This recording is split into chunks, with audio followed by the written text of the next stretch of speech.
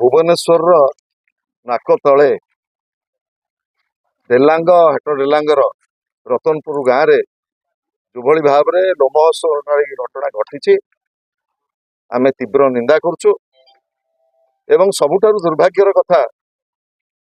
ଘଟଣା ଘଟିଲା ପରେ ଆଜିକି ହେଇଗଲାଣି 8 ଦିନ, ପୋଲିସର ଯୋଉଭଳି ଭାବରେ ଆଭିମୁଖ୍ୟ, ଘଟଣା ତ ଘଟିଛି କିନ୍ତୁ ଏ ସମ୍ପର୍କରେ ଜିଲ୍ଲା ପୋଲିସର ଯୋଉଭଳି ଭାବରେ ଆଭିମୁଖ୍ୟ ତାକୁ ଆମେ ନିନ୍ଦା କରୁଛୁ। କାରଣ ରତନପୁରର ଗ୍ରାମବାସୀ, ଏ ଅଞ୍ଚଳର ମୁରବୀମାନେ ଯେତେବେଳେ ଏ ସମ୍ପର୍କରେ ଅଭିଯୋଗ କରାଗଲା ସେତେବେଳେ ଅଭିଯୁକ୍ତକୁ ଥାନାକୁ ନେଇକି ତାପରେ ମଧ୍ୟ ଥାନାରୁ ଛାଡ଼ିଦେଲେ ଏବଂ କ୍ରମାଗତ ଭାବରେ ଯେତେବେଳେ ଏ ପୀଡ଼ିତାର ପରିବାର, ତାଙ୍କ ବାପା ମା,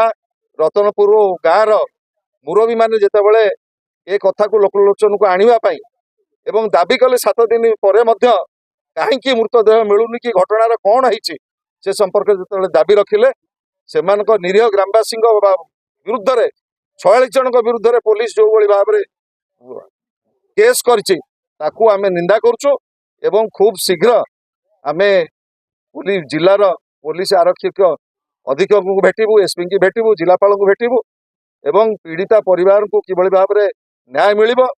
ଏବଂ ଫାଷ୍ଟ ଟ୍ରାକ୍ କୋର୍ଟରେ କିଭଳି ଭାବରେ ବିଚାର ହେବ ଏବଂ ସମ୍ପୂର୍ଣ୍ଣ ଭାବରେ କ୍ଷୟକ୍ଷତି କେମିତି ମିଳିବ ସେଥିପାଇଁ ଆମର ଦାବି ରହିବ। ଏବଂ ମୁଁ ଆଜି ଧନ୍ୟବାଦ ଦଉଛି, ଡେଲାଙ୍ଗ ପିପିଲିର ବହୁତ ମୁରବୀମାନେ ବିଭିନ୍ନ on the party cross line ଏଇଠି ଛିଡ଼ା ହେଇଛନ୍ତି ଏବଂ ଗ୍ରାମବାସୀ ମାନେ ମଧ୍ୟ ଏଭଳି କଠିନ ସମୟରେ ପୀଡ଼ିତା ଆମର ସ୍ୱର୍ଗତ ସାହୁଙ୍କର ପରିବାର ପାଖରେ ଛିଡ଼ା ହେଇଛନ୍ତି। ସମସ୍ତଙ୍କୁ ଏ ଅବକାଶରେ କୃତଜ୍ଞତା ଜଣେଇବି, ବିଶେଷ କରି ଧନ୍ୟବାଦ ଜଣେଇବି ଡେଲାଙ୍ଗ ପିପିଲିର ଗଣମାଧ୍ୟମ ଯୋଉଭଳି ଭାବରେ ଘଟଣାର 2 ଦିନ ପରେ ଯୋଉଭଳି ଭାବରେ ପ୍ରଶାସନ ଉପରେ ଚାପ ସୃଷ୍ଟି କଲେ, କାହିଁକି ଆଶୀର୍ବାଦ ସାହୁଙ୍କର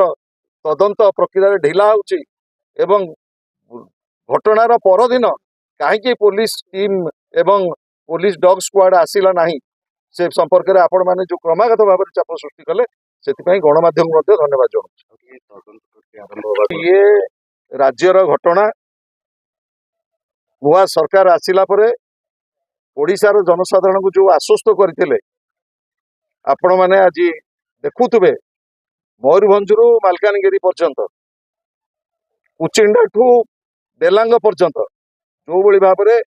ଛୋଟ ଛୋଟ କୋମଳମତି ପିଲାମାନଙ୍କ ସହିତ ଗଣ ଦୁଷ୍କର୍ମ, ହତ୍ୟା ଏବଂ ଆଦିବାସୀ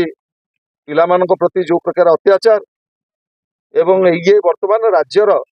ପ୍ରତ୍ୟେକ ଦିନର ଏ ଘଟଣା ପାଲଟିଛି। ତେଣୁ ଇଏ ସମ୍ବେଦନଶୀଳ